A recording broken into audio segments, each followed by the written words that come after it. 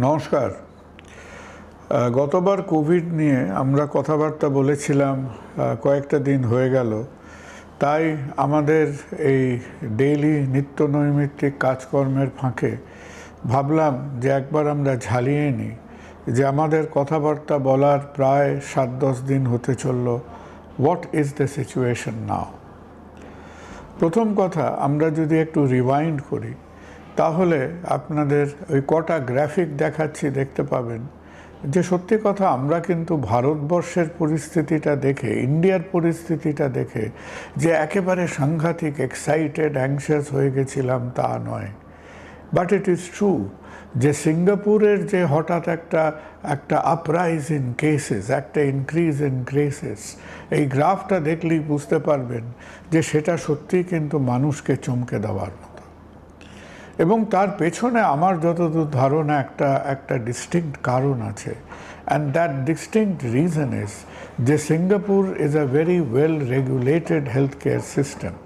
আর সিঙ্গাপুরে প্রায় প্রতিটি জ্বর সর্দি কাশি হলেই তাদের নিয়মিত অনেক রকম টেস্ট করতে হয়, and Covid test is one of them. যে ভাইরাল প্যানেলের মাধ্যমে হোক বা আরটিপিসিআরের মাধ্যমে হোক, তারা তাদের যে কোনো ইনফ্লুয়েঞ্জা লাইক সিমটমেই টেস্ট করতে থাকে। এবং ইদানিং সময় তারা টেস্ট করতে গিয়ে একটা হু করে তারা দেখলেন যে একটা ম্যামথ রাইজ ইন ইনফেকশন। কিন্তু এবার যদি পরের ব্যাপারটা দেখেন, এটা যদিও সিঙ্গাপুরের পরিস্থিতির অ্যাবসলিউটলি রিসেন্ট ছবি নয়, এটা অ্যাবাউট 4-5 দিন আগেকার পরিস্থিতি। সেখানে কিন্তু কম্পেয়ার্ড যে ওরা যে প্রায় 1 লক্ষের ওপরে লোককে টেস্ট পজিটিভ পেয়েছে, তার উপরে খুব অল্প সংখ্যক লোক, hardly more than 500, near about 600 people, তাদের হসপিটালে যেতে হয়েছে। আর hospital mortality is very less, about 0.02%।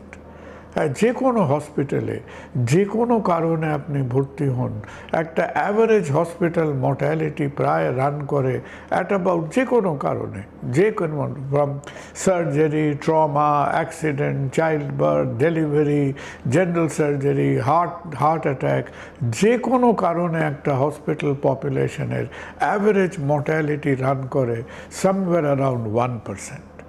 তো তার প্রায় 5 ভাগের 1 ভাগ, অর্থাৎ সিঙ্গাপুরে প্রচুর কেস হয়েছে, প্রচুর কেস ডিটেক্টেড হয়েছে। সেই প্রচুর case has been mild cases. আর যারা সিঙ্গাপুরে হসপিটালাইজড হয়েছে তাদের হসপিটালে মারা যাওয়ার রেট বা mortality rate is very little. এখন আমরা আমাদের দিকে দেখি। এই যে আগেরবার আমরা কথা বলেছিলাম যে হ্যাঁ, যে Singapore, south China, south east এশিয়ার 2-4টে জায়গার মতো আমরাও ভারতবর্ষে কয়েকটা কেস দেখতে পাচ্ছি।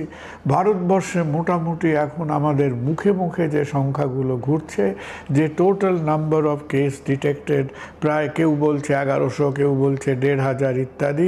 সত্যি কথা বলতে সেই সংখ্যার বিন্দুমাত্র কোনো মূল্য নেই। Those numbers are completely immaterial. কেন সেই ব্যাপারগুলো ইমমেটেরিয়াল?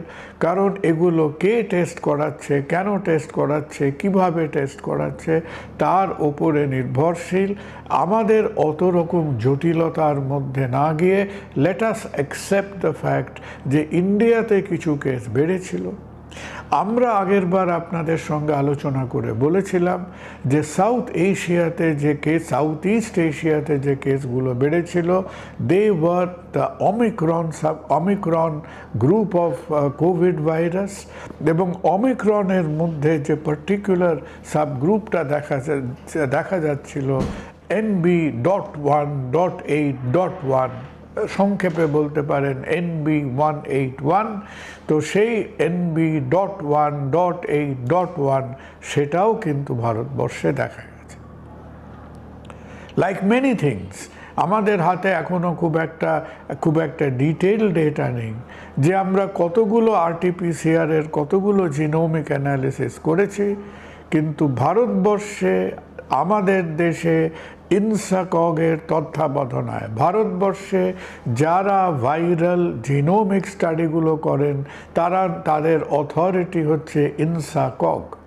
এই ইনসাকগের নজরদারিতে বা ইনসাকগের ল্যাবে যে একাধিক ভাইরাল জিনোমিক অ্যানালিসিস হয়েছে, যে কটা কেস আমাদের দেশ থেকে বেরিয়েছে সে কটা কেসেও এটা এস্টাবলিশড হয়েছে যে ভারতবর্ষের কোভিডের যে কতগুলো কিছু কিছু সংখ্যা আমরা এখন দেখছি, সেটাও এই অমিক্রন সাবগ্রুপের এবং এই অমিক্রনের যে পার্টিকুলার ট্রেন্ডটা দেখা যাচ্ছে সেই NB.1.8.1, আর তার মধ্যে আবার কিছু তাদের আবার সাব ফ্যামিলি আছে যেটাকে LLF7 LF8 বলে। মোটামুটি সারা অন্যান্য জায়গায় যে অমিক্রনের ট্রেন্ড, আমাদের দেশেও সেই অমিক্রনের ট্রেন্ড। আমরা আলাদা কিছু দেখিনি, আমরা বেশি ভয়ঙ্কর কিছু দেখিনি। কেউ কেউ এখন যে আমাদের ইনফ্লুয়েঞ্জা, গলা ধরা, গায়ে ব্যথা হোক, so let us be careful. যারা বাড়িতে আমাদের বয়স্ক অসুস্থ যারা আছেন তাদের একটু চোখে চোখে রাখতে হবে। একেবারে যারা খুব অল্প বয়সী ছেলে মেয়েরা, যাদের 6 মাস 1 বছর এরকম বয়স, কারণ সেই বয়সে এখনও তাদের ন্যাচারাল ইমিউনিটি খুব পাকাপোক্ত হয়নি, তাদের একটু সাবধানে রাখতে হবে। আর সত্যি কথা বলতে, বিকজ আমাদের দেশে mRNA ভ্যাকসিনের কখনো কোনো দেখা পাওয়া যায়নি, সত্যি কথা গুজবে কান দেবেন না। আমাদের দেশে at the moment updated vaccine নেবার কোনো সুযোগ নেই। সেটা এক্ষুনি খুব একটা ক্রিটিক্যাল ইস্যু বলে মনে হচ্ছে না। আমরা একটু সাবধানে থাকলে ঠিক থাকব, একটু সাবধানে থাকলে আমরা ভালো থাকব। আমরা সজাগ থাকি, ভালো থাকি। নমস্কার।